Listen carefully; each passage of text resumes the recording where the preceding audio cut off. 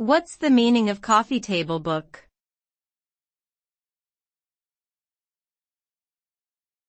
Coffee table book.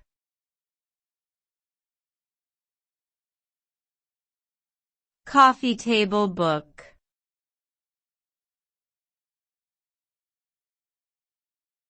Coffee table book.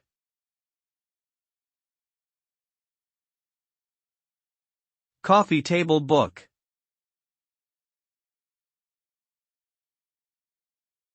A coffee table book is a large, visually appealing book that is designed to be displayed on a coffee table or other prominent area in a home or office.